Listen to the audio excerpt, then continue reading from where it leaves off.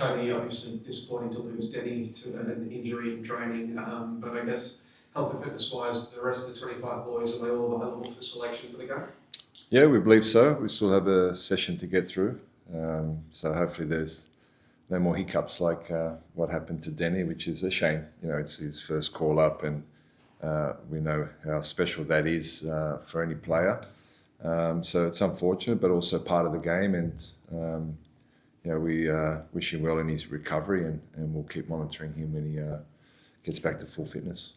And opting not to bring another player in, so I guess that means more opportunities for the likes of D'Agostino, Torres, Boyle, these other strikers in the squad? Yeah, I believe so. I think also where we're situated here and how much time it'll take to bring a player over. We've taken all that into consideration, and these boys have already been training with us for a few days. They're in the rhythm. They're over the jet lag, so we feel with this group, 25 players, we're comfortable with that. I suppose some of the veterans coming back, Jackson Irvine, Riley McGree, they've obviously been taking it step by step with their recoveries at their club. Coming to the Socceroos, that's another level of intensity upwards. How have they responded to that? Good, yeah, it's been good to have them back. Their experience, their quality, you can see that they have. Obviously, they've missed a lot of minutes, a lot of training time, and that takes a little while to get back to the standards that they expect and where they were prior to their injuries. But great to have them back, and I'm sure they'll be able to contribute. Because I think Jackson hasn't started for St. Pauli yet, Riley just coming off his first start with Burrow. Is it a case of, like you've spoken about, like doing Geordie before, they're on a certain minutes count for this one, they can only start one but not both? Yeah, possibly. I think we've done that with a lot of players. I think Geordie's the one we spoke about last time we sat down together, but we've been doing that since the start, really, and you have to take that into account. We've probably exposed Connor Metcalfe a lot more than any other player with similar situation, but he's a really robust young man, and he's been able to handle it really well. But everyone's different. Everyone's body's different. How they train, how they recover. But we're mindful of not exposing the two of them too much, but also very open-minded to playing them in either of these games. The new boys who it's their first camp, what have you seen from them? Could we see another Jacob Italiano situation? Are they pressing up to play both games? Yeah, possibly. We've seen a lot of enthusiasm, a lot of excitement, nerves, all the things that you'd expect to see from the new players. And we've got a fair few here, which has been interesting at training as well, because they bring a different dynamic, but also getting them to understand what we require. But they've all fitted in very well. It's a fantastic group off the field, so they make the players feel very welcome. They all understand, the senior players, what it means to be a Socceroo and how important it is to feel comfortable, as they were when they were young players or in for the first time. So it's a special group off the park, and they've made their transition into the Socceroos a lot easier. How's James been going? Because I know he's been training. He's just turned 18 and now he's here with the national team with the World Cup looming. I can imagine it's intimidating. How's it been for him? Look, we've just let him be himself. He's got a smile on his face and not put too much pressure on him, just to play his game. And obviously just giving him a few pointers in and around the training sessions. And no, he's doing well. He's settling good. He's like I said earlier, he's bringing a lot of enthusiasm to the sessions. He's 100 mile an hour. He's a lot of aggression in his play, fast, powerful. It's nice to see. So we're enjoying having him here. Coming window now, you get first taste of South American opposition. Yourself as a coach in this team since the last World Cup, I think. So it's been quite a while, I guess. Combined with Venezuela and Colombia, what does South American opposition provide that maybe you haven't seen yet?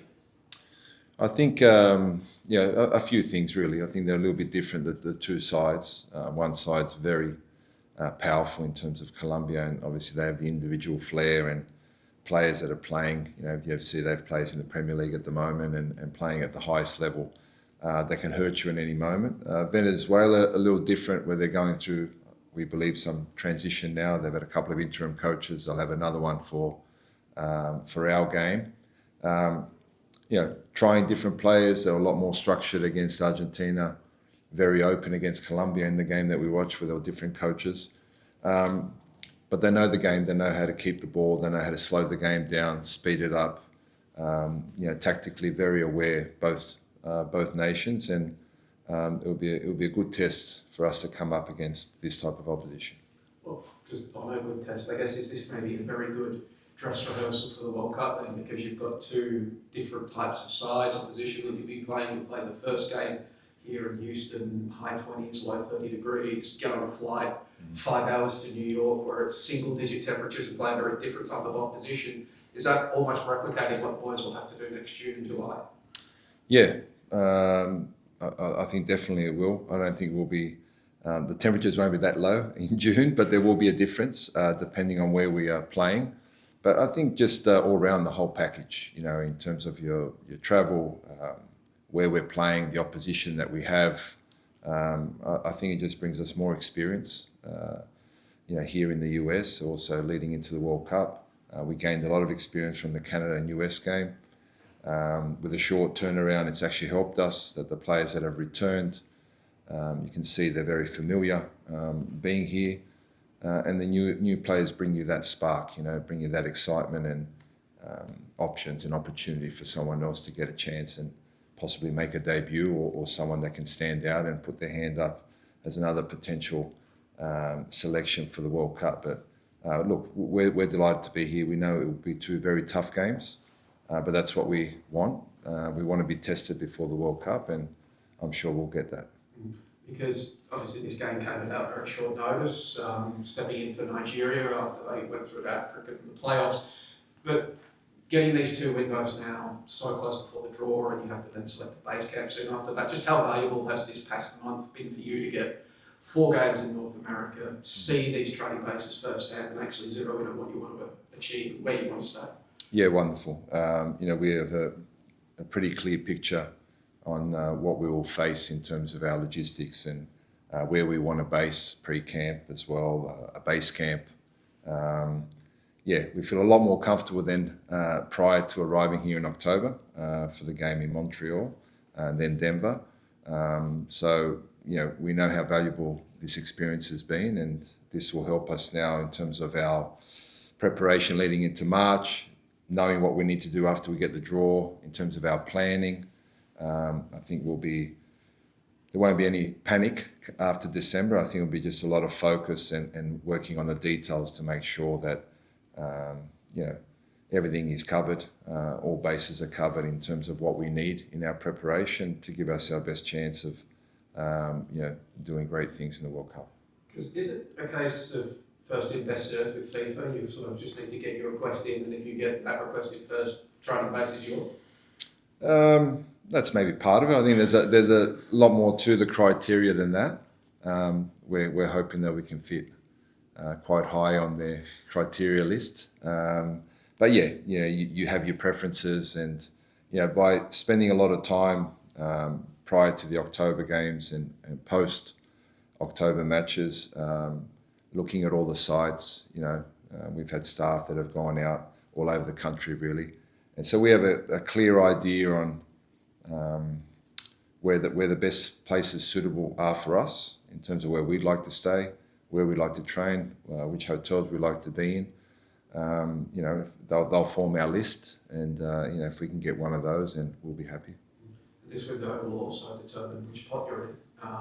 In theory, there have been some reports about FIFA maybe changing the criteria for playoff nations and all that. Are you aware of any changes to how they'll determine pots or seedings?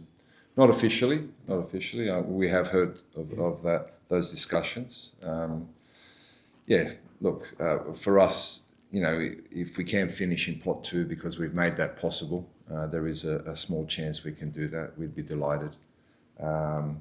If we don't, then we'll deal with the situation that we're in right now, which is pot 3. And the key is to get the best preparation possible. Going to pot 2 would be a bonus, which really wasn't realistic months ago.